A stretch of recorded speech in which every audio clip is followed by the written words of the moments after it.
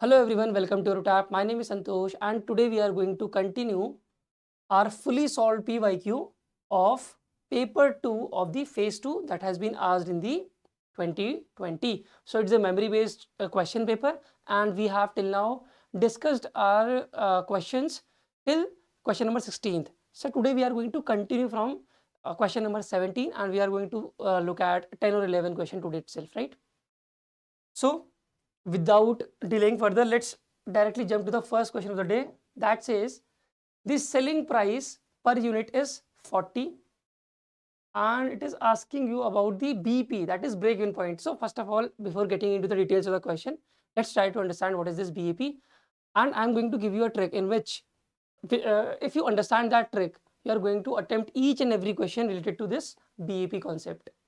See, please remember, BEP or the marginal costing topic becomes the most important topics when we talk about is one of the most important topic when we talk about the numerical part in the costing subject.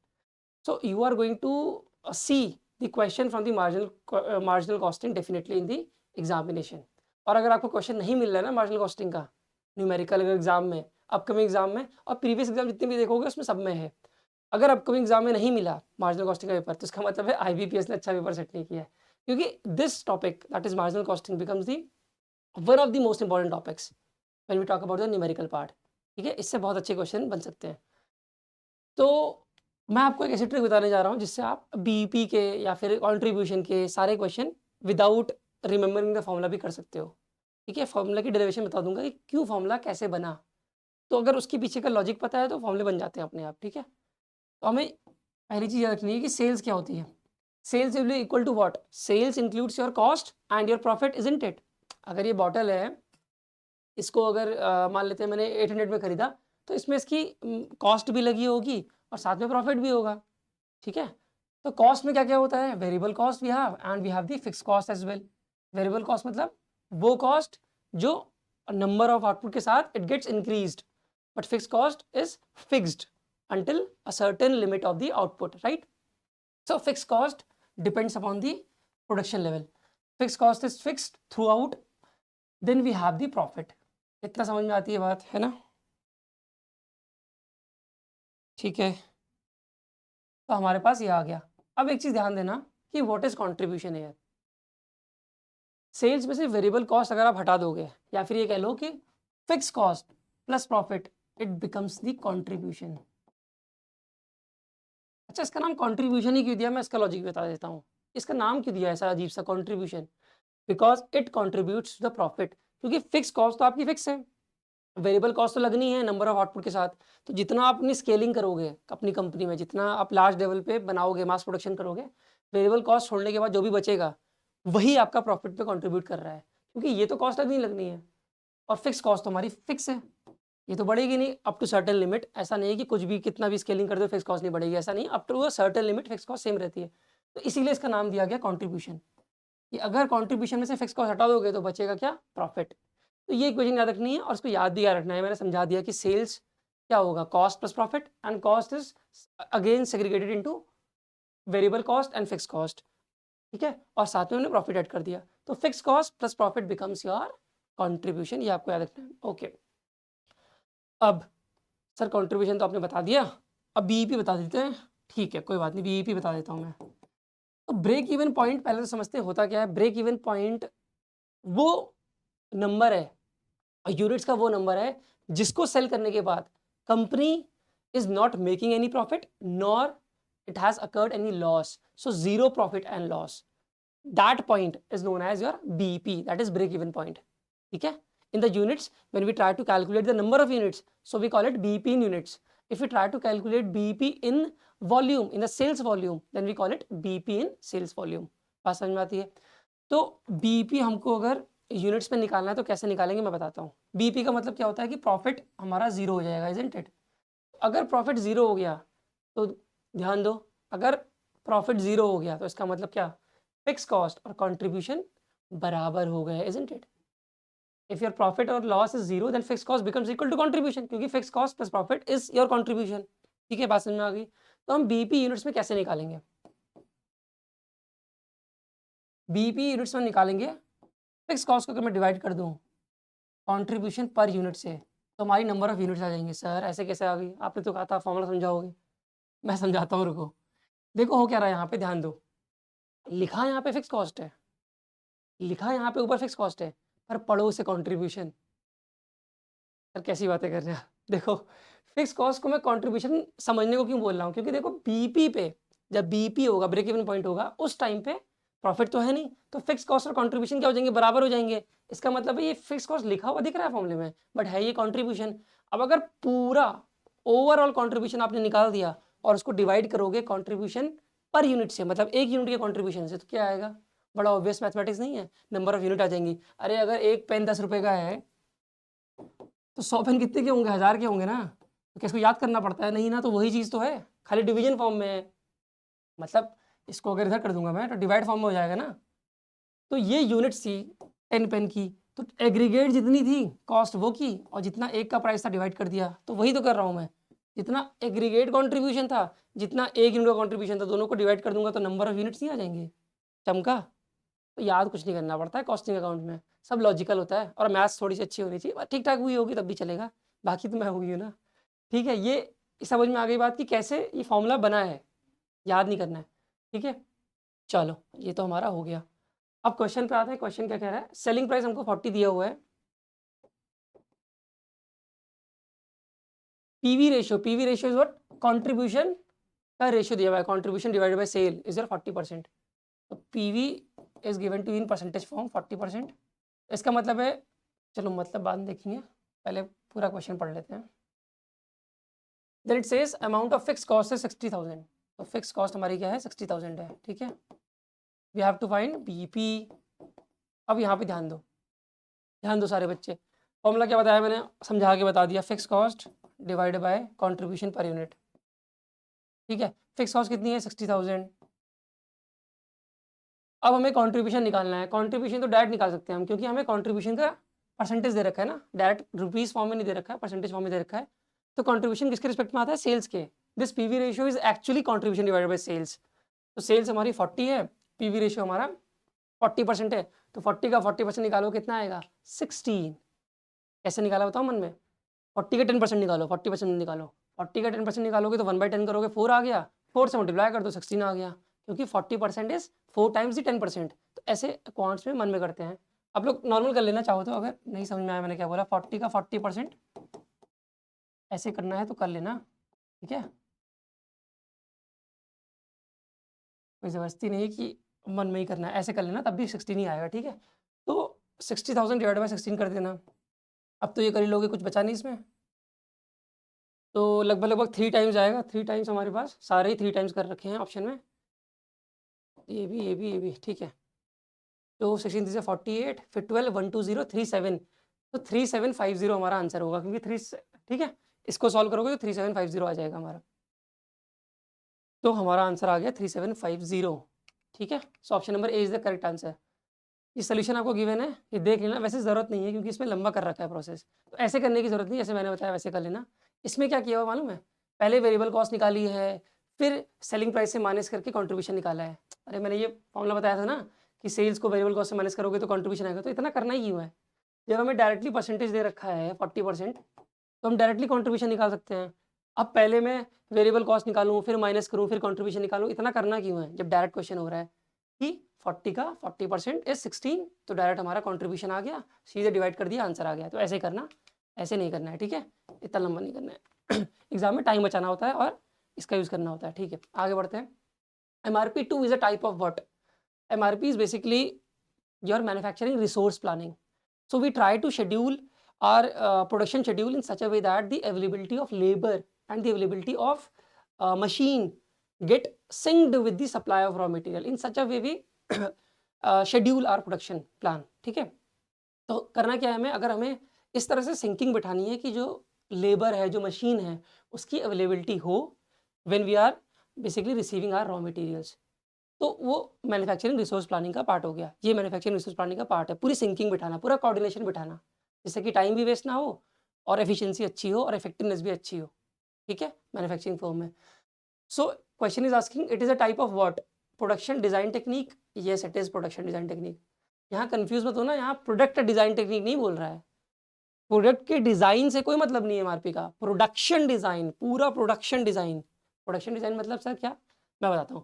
Production design में सब कुछ आ गया, inventory की trekking आ गई, और sinking आ गई, coordination की availability of labour और मशीन है कि नहीं with respect to supply of raw material, वो भी आ गया। So everything related to the production, the coordination, right, the effectiveness, the efficiency, वो पूरा जो प्रोडक्शन को हम शेड्यूल कर रहे हैं, इसलिए आंसर है प्रोडक्शन डिजाइन टेक्निक। अगर यहाँ लिखा होता ना प्रोडक्ट डिजाइन टेक्निक तो ये गलत हो जाता, इसलिए ध्यान देना पड़ता है। फिर मैन्युफैक्चरिंग डिजाइन टेक्निक लिखा है तब भी सही है, प्रोडक्शन डिजाइन टेक्निक लिखा है तब भी सही है। सेलिंग एंड डिस्ट्रीब्यूशन टेक्निक नहीं है, प्राइस रिडक्शन टेक्निक नहीं है, एफिशिएंट मार्केटिंग टेक्निक तो नहीं है, ये प्रोडक्शन टेक्निक है, ठीक है। ओके चलो, let's come to the 19th question that says reduction of share capital can be done with the approval of what. Now please understand, it's an important activity. Reduction of share capital is very important aspect for any business, so it must be passed through the special resolution, not through the ordinary resolution. And what is this special resolution actually? In this type of resolution what happens na ki approval of 3/4 of the voting members is required to pass it. Please remember, in the special resolution क्या होता है, जितने भी members हैं, मान लेते हैं 10 members हैं, मेंबर्स मतलब शेयर होल्डर्स, ठीक है, बोर्ड ऑफ डायरेक्टर्स नहीं। अगर हमें कुछ रेजोल्यूशन पास करना है तो 3/4 at least 3/4 voting we need in the favour of resolution to pass the resolution, उसको बोलते हैं स्पेशल रेजोल्यूशन, ठीक है। अब वोटिंग मेंबर का मतलब एक एग्जांपल देके बता देता हूँ। मेंबर थे 10 बट 2 लोग आए नहीं मीटिंग में, तो कितने लोग बचे, 8 पर्सन्स आर लेफ्ट, ठीक है। 8 मेंबर्स हैं जो कि वोट्स देंगे। अब इन 8 मेंबर्स में से 3/4 इसके फेवर में वोट करेंगे, अगर 6 मेंबर अगर इसके फेवर में वोट करेंगे इस रेजोल्यूशन के, तभी रेजोल्यूशन पास होगा, वरना पास नहीं होगा, अगर ये स्पेशल टाइप का रेजोल्यूशन है तो। अगर ये ऑर्डिनरी रेजोल्यूशन है तो लग गया, तो वो भी बता देता हूँ, क्या पता ऑर्डिनरी रेजोल्यूशन का क्वेश्चन आ जाए। तो ऑर्डिनरी रेजोल्यूशन को पास करने के लिए सिंपल मेजोरिटी चाहिए होती है, मतलब votes of at least 50% of voting members is required to pass the ordinary resolution. मतलब अगर 8 लोग वोट दे रहे हैं तो 4 से ज़्यादा लोगों ने अगर किया, 4 या 4 से ज़्यादा लोगों ने फेवर में वोट किया तो पास हो जाएगा, ठीक है, बात समझ में आ गई। नॉट लेस देन 50%, ठीक है, ओके, वो ऑर्डिनरी रेजोल्यूशन के केस में। और स्पेशल रेजोल्यूशन के केस में 3/4 at least 3/4 member should be in favour of the resolution, तब वो पास होगा। Okay, let's come to the 20th question of the paper. Stock price is 60, initial margin is 40, maintenance margin is 20, at what price the margin call would be made. तो पहले concept की understanding ले लेते हैं कि होता क्या है ये इनिशियल मार्जिन और मेंटेनेंस मार्जिन, और मार्जिन कॉल क्या होता है, ये बात ध्यान समझना, ठीक है। Attention, pay attention everyone. हमारे पास मान लेते हैं 60 रुपीज़ का स्टॉक प्राइस खरीदना है हमें, ठीक है। इनिशियल मार्जिन का मतलब है कि हम कितना कॉन्ट्रीब्यूट करेंगे, ब्रोकर प्रोवाइड करते हैं ना लोन फैसिलिटी, अगर आप लोग में से कुछ लोग शेयर मार्केट में इन्वेस्ट करते होगे तो हमें सारे रुपए नहीं चाहिए होते इन्वेस्ट करने के लिए, कुछ मार्जिन हमें प्रोवाइड कर दिया जाता है ब्रोकर के द्वारा। अगर आपका SBI सिक्योरिटी में है या फिर किसी में भी HDFC में है, ICICI में है, तो कुछ हमें ब्रोकर प्रोवाइड करते हैं लोन फैसिलिटी, या फिर मार्जिन बोलते हैं उसको। तो इनिशियल मार्जिन बेसिकली हम प्रोवाइड कर रहे हैं जो हमें कॉन्ट्रीब्यूट करना है। तो 60 का अगर मैं 40% निकालूंगा तो 6 4 से 24, तो 24 या 60 में से तो हमारे पास होने चाहिए, इतना हम कॉन्ट्रीब्यूट करेंगे ही करेंगे, तभी बचा हुआ 36, एक मिनट, तभी बचा हुआ 36 रुपीज़ कौन देगा, मैं, ब्रोकर एज अ लोन देगा।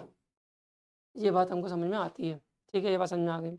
अब ध्यान दो, ये तो हो गया इनिशियल मार्जिन के बारे में कि जितना हमने लगाया वो इनिशियल मार्जिन है। कह रहा है मेंटेनेंस मार्जिन शुड बी 20%, इसका क्या मतलब है, देखो होगा क्या, हमने अगर शेयर मार्केट में रुपये लगाए, ज़रूरी है कि प्राइस उतनी रहे या प्राइस बढ़ जाए, प्राइस घट भी तो सकती है। तो अगर प्राइस घट गई और हमारा जो मार्जिन है, जितना भी हमारा मार्जिन बचा हुआ है उस टाइम पे, जितने हमारे रुपए बचे हुए हैं, वो 20% से कम नहीं होना चाहिए। कैसे, मैं एग्जांपल देता हूँ। मान लेते हैं कि हमारी प्राइस ये घट के 40 रुपीज़ हो गई, ध्यान देना इंपॉर्टेंट है। इस 40 रुपीज़ के अभी 60 से 40 हो गया है, तो ये 20 रुपये का नुकसान किसका है, हमारा है, किसी ब्रोकर का है, हमारा नुकसान है। उसने 36 का लोन दिया है, वो वापस लेगा 36 रुपीज़, प्राइस 40 हो गई, 36 उसी का है, हमारा कितना बचा, सिर्फ 4 रुपीज़ बचा हमारा इसमें। 40 रुपीज़ के शेयर में मार्केट प्राइस कम हो गई, सिर्फ 4 रुपीज़ बचा, उसने तो लोन दिया है, वो तो वापस लेगा, वो थोड़ी कॉन्ट्रीब्यूट करेगा हमारे लॉस में। तो अब हमारा कंट्रीब्यूशन कितना हुआ, सिर्फ 4 रुपीज़। ओह, पहले 24 था, अब कितना कंट्रीब्यूशन हो गया, सिर्फ 4 रुपीज़। अब अगर मैं निकालूं कि हमारा मार्जिन कितना है, तो 40 में से 4 करोगे कितना आएगा, कितना परसेंटेज हो गया, तो हो गया हमारा 10%, इजंट इट। 10% मार्जिन अब हमारा हो गया, लेकिन होना कितना चाहिए था, 20%। ये गलत हो गया, ये गड़बड़ हो गया। 40 तक प्राइस नहीं आने देगा वो, 40 के पहले ही एसबीआई अगर ब्रोकर है आपका, वो मांग लेगा, कहेगा रुपये और जमा करो। 20% से कम नहीं होना चाहिए, ये 10% हो गया, ये तो गलत हो गया, वो पहले ही मांग लेगा। जैसे ही 20% रीच करेगा ना, वो मांग लेगा, कहेगा लाओ पैसे लाओ और रुपये जमा करो, क्योंकि आपके रुपये ही नहीं इतने, क्योंकि मेंटेन 20% आपको मेंटेन अपने रुपये करने ही करने हैं। उसके नीचे जाएगा तो तुरंत मांग लेगा, वही 20% हो जाएगा तो मांग लेगा पैसे वो। अब सर निकाले कैसे कि at what price margin call would be made. अब वो जो पैसे मांग रहे हैं ना, उसको मार्जिन कॉल बोलते हैं। तो पैसे मांग रहा है ना ब्रोकर हमसे कि भाई 20% के नीचे मत जाना, तो पैसे मांग ले रहा है, और तो उसको बोलते हैं मार्जिन कॉल। तो हम निकाले कैसे कि किस प्राइस पे मार्जिन कॉल होगी, मैं बताता हूँ। देखो, मान लेते हैं इसकी प्राइस, जो मार्जिन कॉल है वो, मार्जिन कॉल का जो प्राइस है वो पी है मान लेते हैं, ठीक है। अब 36 तो लोन है, 36 तो उनका पैसा है, तो हमारा पैसा कितना बचा, पी माइनस 36। हमारा पैसा कितना बचा इसमें, पी माइनस 36। और कितने में से, अब प्राइस हो गई है स्टॉक की पी, दिख रहा होगा ना, ठीक है। हाँ, तो अब अगर हम इसका परसेंटेज निकालने की कोशिश करें, तो ये 20% होना ही होना चाहिए, इससे कम प्राइस नहीं आनी चाहिए। इतने प्राइस से मांग लेगा, जैसे 20% होगा वो कहेगा और रुपये जमा करो। अगर हम इसको सॉल्व करें अब, तो कितना आएगा देखते हैं। 20% इज़ 1/5। मैं इसको डायरेक्टली मैं शॉर्टकट कर रहा हूँ क्योंकि टाइम वेस्ट होगा अगर मैं लंबे तरीके से करूँगा तो हमारा आ गया 5p माइनस 36 इंटू 5, ठीक है, इक्वल्स टू पी जाएगा इधर, ठीक है। तो ये आ जाएगा पी, फिर हो जाएगा 4p इक्वल्स टू 36 इंटू 5, ठीक है ना। अब अगर हम डिवाइड कर देंगे तो आंसर आ जाएगा हमारा 45 आ रहा है मेरे हिसाब से, तो ठीक है। 4 9 36, 9 5 से 45। तो मैंने शॉर्टकट किया, आप लोग कर लेना कैलकुलेशन, मैंने डायरेक्ट किया है बहुत तेज़ी से। तो आंसर हमारा 45 का, मतलब कि अगर हमारी स्टॉक की प्राइस 60 से 45 होगी तो अब नहीं रुकेगा वो, अब कहेगा और रुपये जमा करो, क्योंकि आपकी मार्जिनल जो जो आपका मेंटेनेंस मार्जिन है वो 20% हो चुका है। इस पर हम कॉल करेंगे, इसके नीचे हम बेयर नहीं करेंगे, वरना उनको लॉस हो जाएगा। अगर ये बताओ, जिस जो मैंने एग्जाम्पल लिया था, अगर ये 40 हो गया तो उसको डर नहीं लगेगा ब्रोकर को कि भाई अगर ये 30 हो गया तो उसका लोन का पैसा भी चला जाएगा, मान लो मैं भाग गया, तो कौन कौन बेयर करेगा लॉस। इसीलिए बैंक मांगने लग जाती है पैसे। अगर आप पैसे नहीं दोगे ना, अगर आप जमा नहीं करोगे इस कंडीशन में, तो जानते हो क्या करेगी ब्रोकर, आपके शेयर बेच देगी खुद ही बिना ऑथराइजेशन के, ठीक है। अगर आप इन्वेस्टमेंट करते हो तो आप लोग को पता होगा ये सब, ठीक है। तो चलते हैं आगे बढ़ते हैं नेक्स्ट क्वेश्चन में। ये क्वेश्चन आसान था, हो गया। अच्छा, एक और चीज़, इसको फॉर्मूले से भी कर सकते हैं, बट मैं फॉर्मूले मैंने इस नॉर्मल तरीके से इसलिए बताया ताकि अंडरस्टैंडिंग आए। फॉर्मूले कितने याद करोगे, तो फॉर्मूला एक ये है, margin call price is equal to initial purchase price into 1 minus initial margin divide by 1 minus maintenance margin. बट ऐसे मत करना, जब तक अंडरस्टैंडिंग नहीं आ रही है क्वेश्चन की, तो फॉर्मूले कितने याद कर लोगे, ठीक है। तो समझ के करोगे तो ऐसे हो जाएगा डायरेक्ट। बहुत आसान क्वेश्चन नहीं था कि परसेंटेज का क्वेश्चन था इनफैक्ट ये, इसको मैं फाइनेंस का क्वेश्चन भी नहीं बोलूँगा। अगर कॉन्सेप्ट पता है तो सीधे परसेंटेज के कॉन्सेप्ट से क्वेश्चन सॉल्व हो जा रहा है, ठीक है। आगे बढ़ते हैं। Question number 21 says what kind of role the manager is performing when he is representing the company in all the industry meeting. Management का क्वेश्चन है। तो मैनेजर के बहुत सारे रोल हैं, डिसिमिनेटर के हैं, मतलब इन्फॉर्मेशन को कन्वे करना इनसाइड ऑफ द ऑर्गेनाइजेशन, तो डिसिमिनेटर है, स्पोक्स पर्सन है, और हेड है। हेड मतलब फिगर हेड है। तो फिगर हेड और स्पोक्स पर्सन में लोगों को थोड़ी कन्फ्यूजन होती है, तो वो कन्फ्यूजन मैं दूर कर देता हूँ। डेसिमीटर का तो आसान है कि आपने इन्फॉर्मेशन को कन्वे किया without inside the organisation. Suppose you are conveying the policies of the company, then you are playing a role of disseminator. Disseminator ना, स्पोक्स पर्सन और फिगर हेड में एक छोटा सा डिफरेंस है। ऐसे समझो, विजुलाइज करो कि कंपनी का जो हेड है, जो कंपनी को रिप्रेजेंट करता है, वो बेसिकली क्या कर रहा है, रिबन कटिंग में जा रहा है, एक नई ब्रांच के लिए रिबन कटिंग में जा रहा है, ठीक है। और मतलब कंपनी को रिप्रेजेंट अगर कर रहा है, ऐसी चीज़ें हो रही हैं कि उस कंपनी को रिप्रेजेंट कर रहा है वो, तो वो फिगर हेड है, मतलब एक एज एन हेड जा रहा है। हेड समझना, हेड, हेड यहाँ पे कीवर्ड है, वो कंपनी का हेड बन के जा रहा है, ठीक है, सिर्फ स्पोक्स पर्सन नहीं है। देखो मैं बताता हूँ, अगर बीजेपी है, बीजेपी को अगर कन्वे करना है आउटसाइड पार्टी को ट्विटर के थ्रू, कभी कभी स्पोक्स पर्सन बोलते हैं ना, कांग्रेस का स्पोक्स पर्सन, बीजेपी का स्पोक्स पर्सन, तो वो स्पोक्स पर्सन है। स्पोक्स पर्सन क्या होता है कि मीडिया को या आउटसाइड पार्टी को खाली कन्वे कर रहे हैं पार्टी के थॉट्स को, वो हेड नहीं है, वो पार्टी का हेड नहीं है, खाली स्पोक्स पर्सन है। लेकिन अगर जयशंकर जा रहा है मीटिंग में तो वो एज एन हेड जा रहा है, फॉरेन सेक्रेटरी है ना। तो फॉरेन मिनिस्टर सेक्रेटरी नहीं, अब ये मत करना सर ने सेक्रेटरी बना दिया, अभी वो मिनिस्टर हो गए हैं तो वो एज एन हेड जा रहे हैं। अगर प्राइम मिनिस्टर मोदी कहीं जा रहे हैं तो एज अ फिगर हेड है, कंट्री को रिप्रेजेंट करते हुए, तो ये डिफरेंस होता है दोनों में, ठीक है। स्पोक्स पर्सन ये थोड़ा इस कॉन्टेक्स्ट में समझो कि वो आउटसाइड पार्टी को खाली इन्फॉर्मेशन कन्वे कर रहा है, बट फिगर हेड एक रिप्रेजेंट कर रहा है पूरी उसको, पूरी पार्टी को रिप्रेजेंट कर रहा है, या फिर कह लो पूरी कंपनी को रिप्रेजेंट कर रहा है, एज एन हेड जा रहा है, ठीक है। तो फिगर हेड हो गया। तो मीटिंग्स में अगर जा रहा है तो वो खाली कन्वे नहीं कर रहा है पार्टी के थॉट्स, वहाँ पे डिसीजन ले सकता है, वहाँ पे हाँ मीटिंग में ऐसा भी हो सकता है कि खाली कन्वे करने भी जा रहा हो, पर यहाँ स्पेसिफिक इन्फॉर्मेशन नहीं दी है कि मीटिंग में जा रहा है तो किस लिए जा रहा है। तो हम यही मान के चलेंगे कि मीटिंग में वहाँ डिसीजन भी ले सकता है वो, तो डिसीजन पावर फिगर हेड के पास है, खाली स्पोक्स पर्सन के पास नहीं होती है, ठीक है। तो यहाँ पे मैनेजर क्या कर रहा है, फिगर हेड, क्योंकि ये इंडस्ट्री मीटिंग में पार्टिसिपेट कर रहा है, रिप्रेजेंट कर रहा है कंपनी को, ठीक है। खाली कन्वे नहीं कर रहा है इन्फॉर्मेशन आउटसाइड पार्टी को, अगर खाली कन्वे कर रहा होता तो स्पोक्स पर्सन होता। चलो आगे बढ़ते हैं। Option number D here is the correct answer, ठीक है। 2022 says if a manager informs employees of a policies and related stuff, अब वो मैनेजर खाली इन्फॉर्म कर रहा है पॉलिसीज को, तो ऑब्वियस सी बात है वो डिसिमिनेटर है। तो लीडर तो एग्जैक्ट वर्ड नहीं, लाइजन जानते हैं क्या होता है, लाइजन होता है नेटवर्किंग, तो नेटवर्क का काम जब करता है मैनेजर तो वो लाइजन का रोल निभा रहा होता है। रिसोर्स एलोकेटर मतलब रिसोर्स को एलोकेट करना, तो डिसिमिनेटर का काम कर रहा है इस टाइम पे। एक मिनट, इस पर क्रॉस लगा दिया है, क्रॉस नहीं होगा, करेक्ट आंसर है, ठीक है, क्योंकि वो पॉलिसीज को कन्वे कर रहा है इनसाइड द कंपनी, ठीक है। Okay, question number 23 says the role played by HR manager in career planning, training and development, ऐसा होता है क्या कंपनी में? चलो मान लेते होता है, अगर एचआर मैनेजर अगर कर रहा है इतना काम तो वो कौन सा रोल प्ले कर रहा है, स्ट्रैटेजिस्ट का, वेलफेयर का, काउंसलर का, स्पोक्स पर्सन का, डेवलपमेंटल का, ठीक है। वो तो डेवलपमेंटल काम कर रहा है क्योंकि करियर प्लानिंग कर रहा है, ट्रेनिंग और डेवलपमेंट, ठीक है। तो वो कौन सा रोल प्ले कर रहे हैं, डेवलपमेंटल रोल प्ले कर रहे हैं एचआर, ठीक है। Option number E is your correct answer है। Question number 24 says which of the following is a technique of inventory management, inventory को मैनेज करने की बहुत सारी टेक्निक है, पूछ रहा है कि कौन सी है टेक्निक। स्टैंडर्ड कॉस्टिंग तो नहीं है, ये टेक्निक ऑफ कॉस्टिंग है, ठीक है। मार्जिनल कॉस्टिंग भी टेक्निक ऑफ कॉस्टिंग है, प्रोसेस कॉस्टिंग एक मेथड ऑफ कॉस्टिंग है, ये मेथड है, ये technique of costing, technique of costing. ABC analysis is your inventory management technique. कैसे करते हैं इसके थ्रू इन्वेंट्री मैनेज, मैं बताता हूँ। इसमें एक अजम्पशन मान लेते हैं कि जो हमारी इन्वेंट्री है वो 3 कैटेगरी में है, ए बी सी, ठीक है, 3 क्लासेस में है, ए बी सी, ठीक है, ए बी और सी। अब इसमें अजम्पशन ये लेके चलते हैं कि जो हमारे इन्वेंट्री है जिसके नंबर्स बहुत ज़्यादा हैं, ध्यान देना कि अजम्पशन है इसमें, इस वाले टेक्निक में जो इन्वेंट्री जैसे नट्स एंड बोल्ट्स हो गए, तो छोटी छोटी इन्वेंट्री है जिसके नंबर्स बहुत ज़्यादा हैं, मतलब the number of quantity is very much, उस पर उसकी जो वैल्यू है वो थोड़ी कम है, ये अजम्पशन है।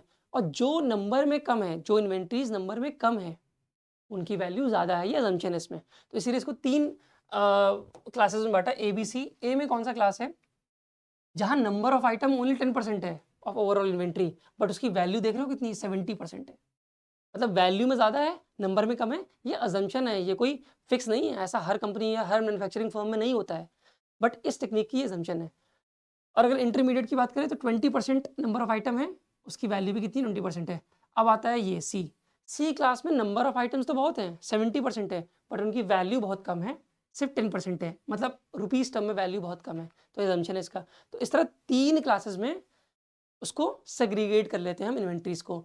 अब एबीसी टेक्निक ये कहता है कि जो वैल्यू में ज़्यादा है उस पर स्ट्रिक्ट कंट्रोल करो, क्योंकि that is the class of the inventory which is contributing to the cost of the inventory, which is contributing maximum to the cost of the inventory.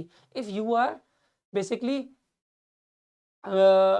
controlling this class of inventory very strictly, then your cost is going to come down heavily.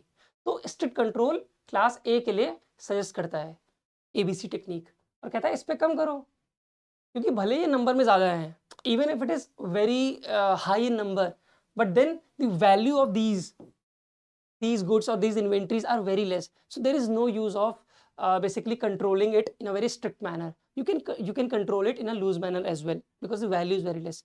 And as far as class B is concerned, you can apply moderate level of control here. ठीक है, तो ये है ABC technique.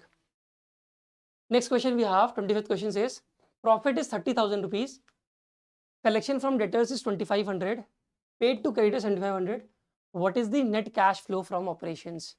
बड़ी बात ध्यान सुनना, इसमें कैश फ्लो का क्वेश्चन पूछा है और कह रहा है कि ऑपरेशन से कैश फ्लो कितना हुआ है, ऑपरेशन से प्रेजेंट ईयर में कैश फ्लो कितना हुआ है.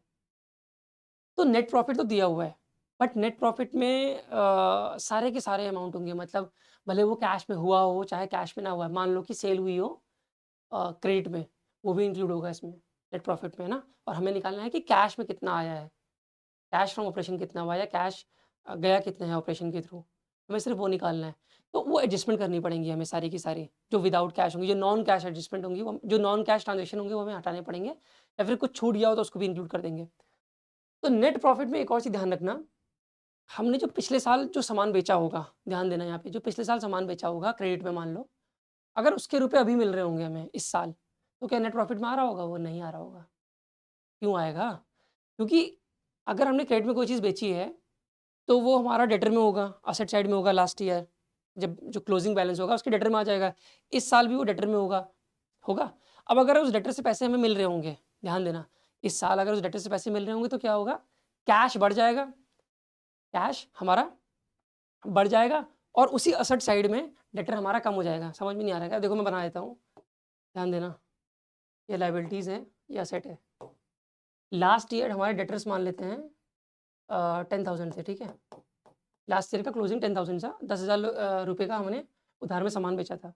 इस साल हमें उससे 10,000 रुपये मिल गए, तो क्या होगा? यहाँ पे कैश भी था, कैश मान लो 1,00,000 रुपये था. अब ये कैश 10,000 से बढ़ जाएगा और ये 10,000 हट जाएगा, ज़ीरो हो जाएगा. तो क्या पीएल में कुछ इफेक्ट आया? पीएल में कुछ इफेक्ट आया? हमारे पास कैश आ गया, कैश हमारा बढ़ गया, लेकिन क्या पीएल में कुछ इफेक्ट आया? नहीं आया होगा ना, क्योंकि ये सारी चीज़ें बैलेंस शीट में हो गई. और यहाँ पे प्रॉफिट दे रखा है और हमें निकालना है हमारे पास कैश कितना आया ऑपरेशन से. तो ये कैश की एंट्री छूट नहीं गई इस प्रॉफिट में, क्योंकि प्रॉफिट को कैश से मतलब नहीं है, प्रॉफिट होता है एक्रूअल बेसिस में. बट यहाँ हमें कैश छूट गया ना, तो उस कैश को इंक्लूड करना पड़ेगा जो हमें मिल गया है. ध्यान देना, ठीक है. तो यहाँ पे लिखा हुआ है कलेक्शन फ्रॉम डेटर्स कितना है? 2,500.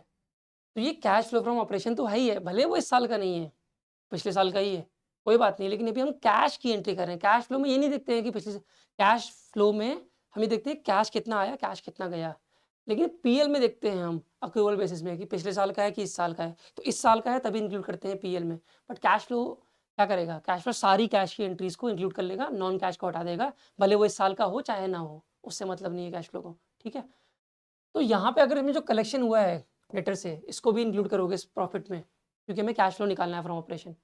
और हमने जो रुपए दिए हैं क्रेडिटर्स को, अब हमें उधार मिला था पिछले साल, वो हमने वापस कर दिया मान लो, तो भी बैलेंस शीट में सारी एडजस्टमेंट हो जाएगी. पीएल का कहीं आएगा नहीं काम, तो ये माइनस करना पड़ेगा अगर हमें कैश फ्लो फ्रॉम ऑपरेशन निकालना है. तो 30,000 माइनस 2,500, नहीं प्लस 2,500 माइनस 7,500 आएगा, है ना, क्योंकि हमें डेटर से कलेक्शन मिल गया तो हमने इसको इंक्लूड कर दिया.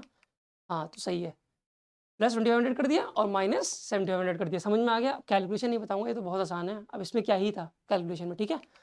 ये समझने वाली चीज़ है कि हमको अगर रुपए मिल गए और उसकी एडजस्टमेंट कैश में नहीं हुई है, क्योंकि हमें कैश फ्लो फ्रॉम ऑपरेशन निकालना है ना, और हमें नेट प्रॉफिट दिया हुआ है, तो उसको प्लस कर दो. और अगर हमने पे कर दिया, ठीक है, पे कर दिया, उसको प्रॉफिट में इंक्लूड ही नहीं कर रखा है हमने, तो उसको क्या करना पड़ेगा? माइनस करना पड़ेगा. तो आंसर आ जाएगा हमारा 25,000. ठीक है, चलो आगे बढ़ते हैं. When the company dissolves, which of the following the debenture holders have the right to receive? अच्छा, तो डिवेंचर होल्डर बेसिकली उसको क्या मिलेगा जब कंपनी डिसॉल्व होगी? तो is he basically restricted to only principal amount, or is he going to receive principal and interest? So what is the right of the debenture holders in this case when the company is dissolving? ठीक है, तो in this case he is going to receive principal and interest, so he has the right to receive principal and as well as interest. ठीक है, in case he is a debenture holder. Option number A is your correct answer. Nothing to explain. Which of the following constitute fiscal deficit?